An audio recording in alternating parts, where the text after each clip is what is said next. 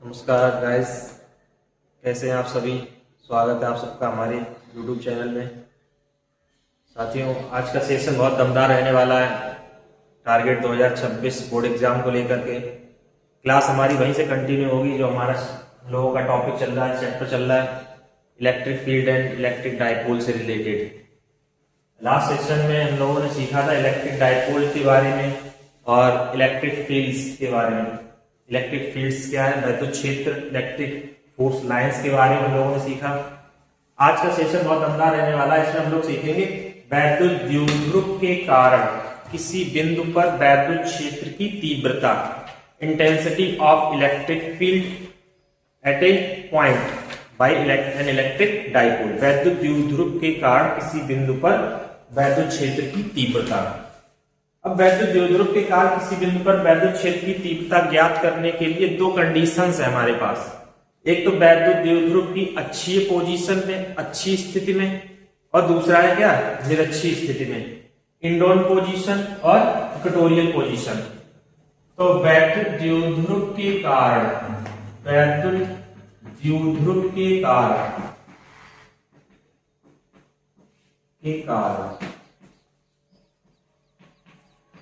किसी बिंदु पर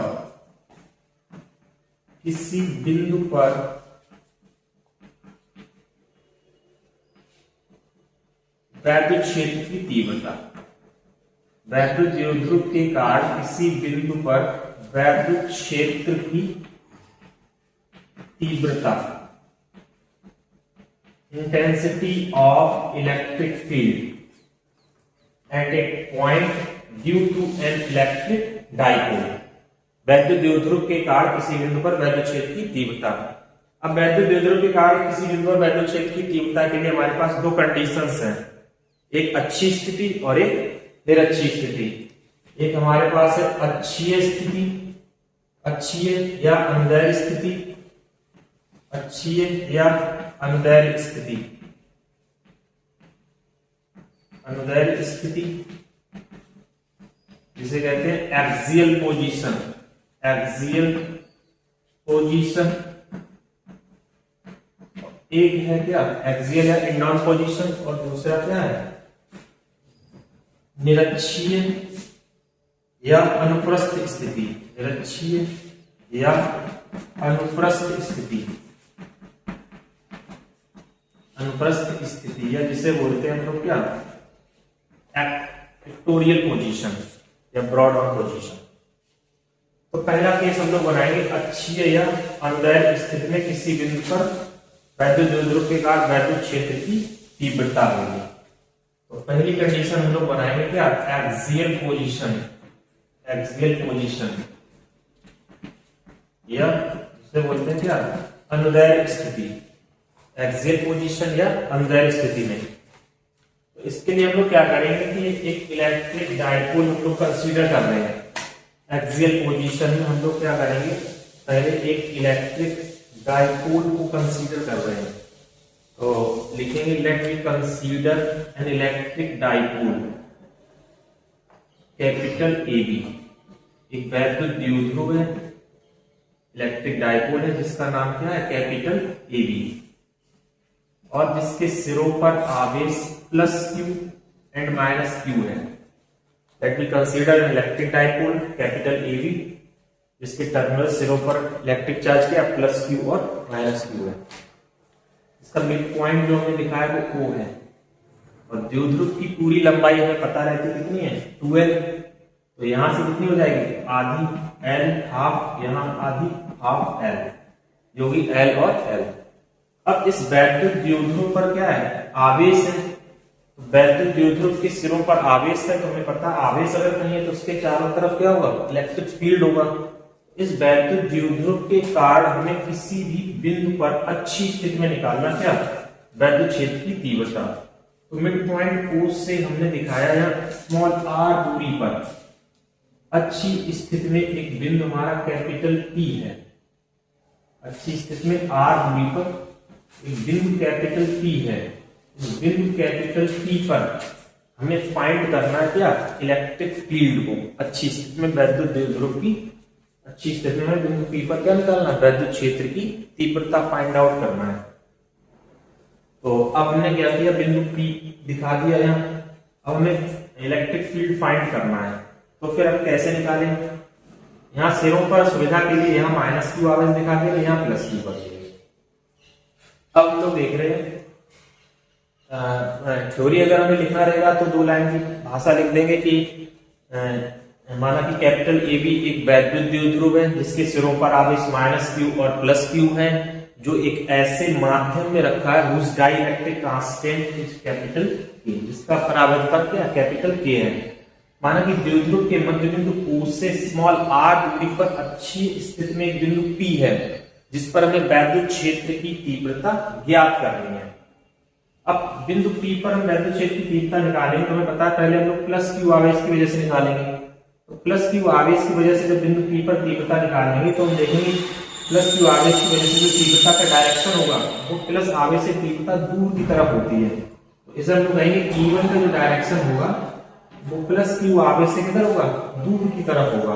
E1 उसे हमने डिनोट किया। तो अब यहां से हम लोग फॉर्मूला लगाएंगे बिंदु आवेश के कारण किसी बिंदु पर वैद्युत क्षेत्र की तीव्रता, जिसका फॉर्मूला हम लोगों को पहले से ही पता है कि बिंदु आवेश के कारण किसी बिंदु पर वैद्युत क्षेत्र की तीव्रता फॉर्मूला E=1/4πε0 Q/r²। अगर मीडियम है जिसका परावर्तन k है तो k लग जाता है। तो उसी को हम लोग एनालाइज करते हुए लिखेंगे E1=1/4πε0 k Q/r²। r यहाँ पे डिस्टेंस क्या लगेगी, यहाँ पर हमारा इलेक्ट्रिक चार्ज है और यहाँ पर हमें निकालनी तीव्रता। तो हमें जो दूरी लगानी है ये वाली डिस्टेंस लगेगी B से P तक की दूरी। और हमें पता कहां से, O से P तक की डिस्टेंस पता है।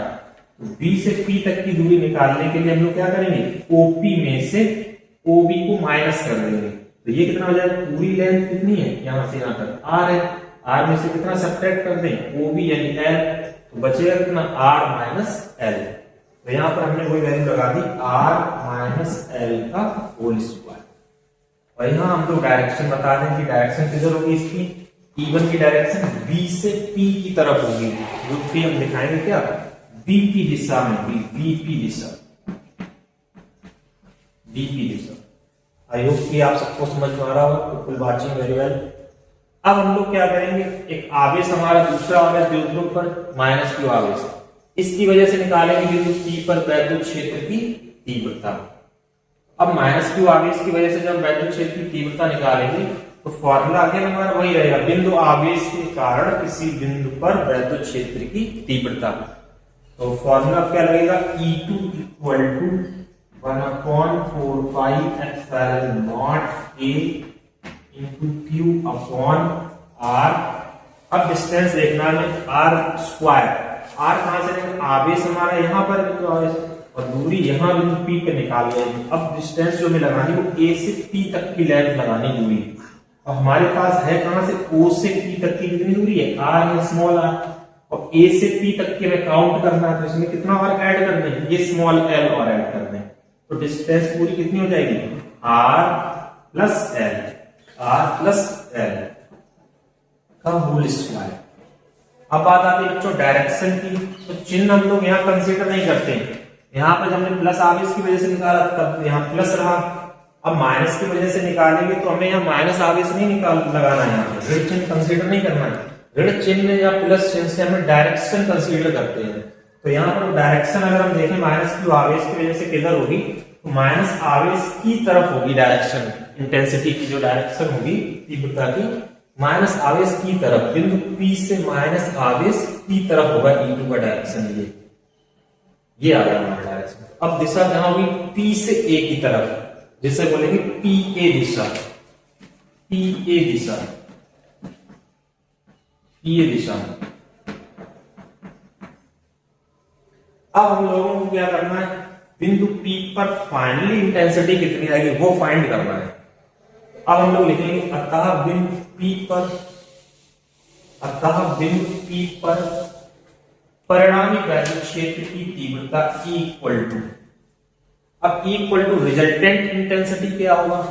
तो चूंकि E1 की डायरेक्शन उधर की तरफ है और E2 की डायरेक्शन इधर की तरफ है, तो E1 और E2 दोनों की डायरेक्शन कैसे है, अपोजिट है। अपोजिट डायरेक्शन होने की वजह से ये एक दूसरे को क्या करेंगे, सब्ट्रैक्ट करेंगे। तो फाइनली जो इंटेंसिटी आएगी, रिजल्टेंट इंटेंसिटी, वो आएगी E1 minus E2, E1 minus E2। अब कोई कहेगा सर E1 में से E2 क्यों घटाया? तो चूंकि यहाँ पर हम लोग देखें E1 माइनस E2 इसलिए क्योंकि E1 का अगर हम देखें तो E1 की वैल्यू बड़ी है। क्यों? क्योंकि उसका डिनोमिनेटर में R में से L घट रहा है, वैल्यू कुछ छोटा है डिनोमिनेटर। और अगर E2 को देखें तो डिनोमिनेटर R प्लस L है, यानी डिनोमिनेटर बढ़ रहा है। डिनोमिनेटर बढ़ेगा तो रिजल्ट भाग देंगे तो क्या होगा, रिजल्ट छोटा आएगा।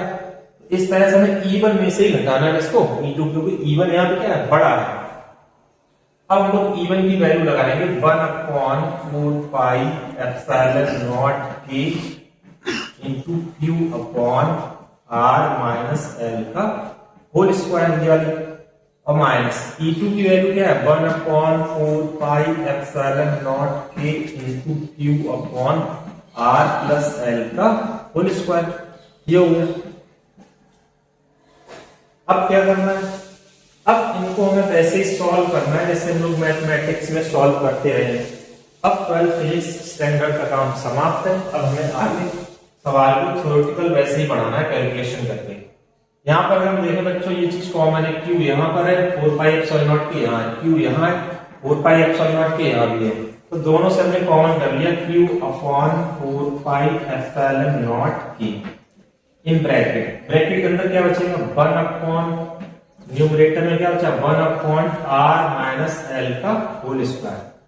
तो यहाँ माइनस का क्या बचेगा, Q चला गया, 4 पाई एप्सिलॉन नॉट के, ये पूरा कॉमन है दोनों में। अब बचेगा क्या, 1 अपॉन R प्लस L का होल स्क्वायर। अब बच्चों यहाँ क्या लिखेंगे, equal to Q upon 4 pi epsilon naught के इन ब्रैकेट। इनको सॉल्व करने के लिए हम क्या करें, इनका लासा लेना पड़ेगा, हमें एलसीएम लेंगे। एलसीएम लेने के लिए हम क्या करें, तो दोनों क्या, वैसे तो वैल्यू सेम लग रही देखने में, R है L, R है L, लेकिन चिन्ह का फर्क होने की वजह से डिनोमिनेटर क्या है, दोनों के अलग अलग है, डिफरेंट है। इसलिए हम लोग एलसीएम लेंगे तो दोनों को ही करेंगे, R माइनस L का whole square into R plus L का होल स्क्वायर। अब हम लोग क्या करेंगे कि पहली वाली इनका फ्रैक्शन का हम लोग न्यूमरेटर देंगे, क्या है, 1 है, 1 इंटू यहाँ पर हम लोग मल्टीप्लाई करेंगे तो R माइनस L का डिनोमिनेटर है, इससे हम लोग एलसीएम में क्या करेंगे, डिवाइड करेंगे। R माइनस L का होल स्क्वायर से R माइनस L का होल स्क्वायर सब्ट्रैक्ट हो जाएगा, कट जाएगा। तो यहाँ पर मल्टीप्लाई किसका होगा, R प्लस L का होल स्क्वायर। अब अगला देखिए -1 इंटू यहाँ पर किसका मल्टीप्लाई होगा, तो डिनोमिनेटर में क्या, R प्लस L का होल स्क्वायर है, R प्लस L का होल स्क्वायर से हम लोग डिवाइड करेंगे इस एलसीएम को। तो यहाँ क्या बचेगा, R माइनस L का होल स्क्वायर। ये मल्टीप्लाई हो गया है। अब हम लोगों को क्या करना है, बस सॉल्व करना है और आंसर गेट करना है, क्या आएगा आंसर निकालना है। तो आगे हम लोग क्या करेंगे बच्चों, equal to Q upon 4 pi epsilon naught के in bracket R plus L, 1 का मल्टीप्लाई करेंगे तो कोई फर्क नहीं आएगा, न्यूमरेटर में ऐसा ही रहेगा, R प्लस L का होल स्क्वायर माइनस यहाँ हो जाएगा R माइनस L का होल स्क्वायर। और अब नीचे क्या बचेगा, R माइनस L का स्क्वायर, R प्लस L का स्क्वायर। इन दोनों का a minus B, a plus B, ये हो जाएगा a square minus B square का whole square, a square minus B square का होल स्क्वायर। अब इससे हम लोग आगे सॉल्व कर रहे बच्चों, तो इक्वल टू यहाँ क्या आ जाएगा, Q upon 4 pi epsilon naught के इन ब्रैकेट। इस पूरे ब्रैकेट को हमें क्या करना है, सॉल्व करना है। क्या करना है, लाइन खींच दी, इस तरह से a प्लस बी का होल स्क्वायर क्या आ जाएगा, a square plus B square plus 2ab minus, यहाँ पर माइनस आने की वजह से हम लोग एक स्टेप थोड़ा बढ़ाएंगे, नहीं तो हमारा गलत होने का चांसेस है। अब r माइनस L का होल स्क्वायर ओपन करेंगे तो ये हो जाएगा a square plus B square minus 2ab upon में क्या है, r square minus L square का होल स्क्वायर। ये हो गया। अब E equal to Q upon 4 pi epsilon naught K in bracket, इसे हम लोग सॉल्व करेंगे तो ये होगा R square plus L square plus 2RL minus, इस ब्रैकेट के अंदर अगर हम देखेंगे तो माइनस चिन्ह का मल्टीप्लाई करना पूरे ब्रैकेट में, ये क्या हो जाएगा माइनस का आर स्क्वायर माइनस का L square plus 2RL upon में क्या है R square minus L square का होल स्क्वायर। अब यहां पर सब्ट्रैक्ट कर रहे हैं आर स्क्वायर प्लस का आर स्क्वायर माइनस का एल स्क्वायर प्लस का एल स्क्वायर माइनस का, कैंसिल हो गए क्रॉस हो गए। आगे हमें डेरिवेशन को बढ़ाना है तो हमारा रिजल्ट क्या आएगा वो देखना है। अब आएगा E इक्वल टू, एक स्टेप और यही देख रहे, E equal to Q upon 4 pi epsilon naught K in bracket, यहाँ 2RL और 2RL मिलके क्या हो जाएगा 4RL अपॉन यहाँ R square minus L square का होल स्क्वायर है। एक स्टेप हम यहाँ कम कर रहे थे क्योंकि आर स्क्वायर और एल स्क्वायर में हमारी द्विध्रुव की जो डिस्टेंस है यहां से यहां तक की, तो द्विध्रुव की जो लंबाई एल हमने दिखाई है इतनी बड़ी, बहुत छोटी लेंथ है, तो एल का मान जो है आर की तुलना में बहुत छोटा है। एल का मान जो है आर की तुलना में बहुत छोटा है, यानी कि L is very very less than to R, इसलिए एल स्क्वायर का मान जो है और अधिक छोटा होगा किससे आर स्क्वायर से, इसलिए हम लोग एल स्क्वायर की वैल्यू को आर स्क्वायर की तुलना में नगण्य मानकर क्या कर रहे हैं छोड़ रहे हैं बच्चों। तो अब हम लोग आगे बढ़ाएंगे तो ये हो जाएगा हमारा एल स्क्वायर को नगण्य मानकर हमने छोड़ दिया, तो ये हो जाएगा आर स्क्वायर का होल स्क्वायर, ये हो गया। अब देख रहे आगे क्या आएगा रिजल्ट, तो E इक्वल टू यहां हो जाएगा Q upon 4 pi epsilon naught K into 4RL upon R का पावर 4, ये क्रॉस हो जाएगा R से ये क्रॉस हो गया R क्यूब। अब E इक्वल टू यहां बचेगा Q upon 4 pi epsilon naught K into 4 into L upon R. अब E इक्वल टू 4 को हम लोग लिख रहे हैं क्या 2 इंटू 2, तो यहां हो जाएगा 1 upon 4 pi epsilon naught K into, यहां पर हमने Q को उधर की तरफ शिफ्ट कर दिया, कुछ हमें बनाना है अपने कंडीशन को, तो यहां हमने लिख दिया 2, 4 को लिख दिया 2 इंटू 2, अब Q को इधर ले आए Q into L upon R cube, इस तरह लिख दिया। अब next step E equal to 1 upon 4 pi epsilon naught K into 2 into, इस 2 की वैल्यू की जगह बच्चों क्या लिखते हैं, लास्ट टाइम हम लोगों ने पढ़ा था कि 2 की वैल्यू किसके बराबर है, इलेक्ट्रिक डाइपोल मूवमेंट P बराबर होता है 2QL, तो यहां पर हमने 2QL की जगह रख दिया क्या P अपॉन R। ये फाइनली हमारा इंटेंसिटी ऑफ इलेक्ट्रिक फील्ड आ गया due to an electric dipole. E equal to 1 upon 4 pi epsilon naught K 2P upon R cube, मात्रक इसका क्या होगा न्यूटन पर कूलम।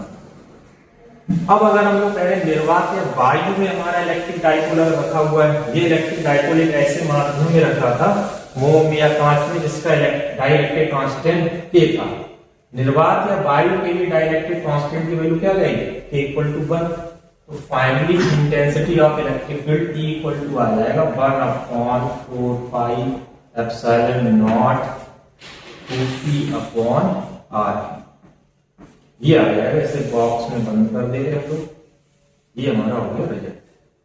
मात्रक लिखने की यूनिट क्या हुआ न्यूटन पर। तो आई होप कि आप सबको लेक्चर पसंद आया होगा और समझ में आया होगा जो हमने समझाया। बच्चों बहुत इंपॉर्टेंट टॉपिक है, वैद्युत द्विध्रुव के कारण अच्छी निरक्षी वाले दोनों टॉपिक हर साल एग्जाम में आते हैं। सेट जितने भी बनेंगे उनमें कुछ ना कुछ सेट में जरूर रहेगा ये क्वेश्चन। तो आशा है आप सब तैयार करेंगे हमारे लेक्चर को और अच्छे समझेंगे। Thank you for watching video, और आपसे निवेदन है कि हमारे चैनल को लाइक शेयर और सब्सक्राइब करें। मैं सदांश आप सबका धन्यवाद करता हूँ।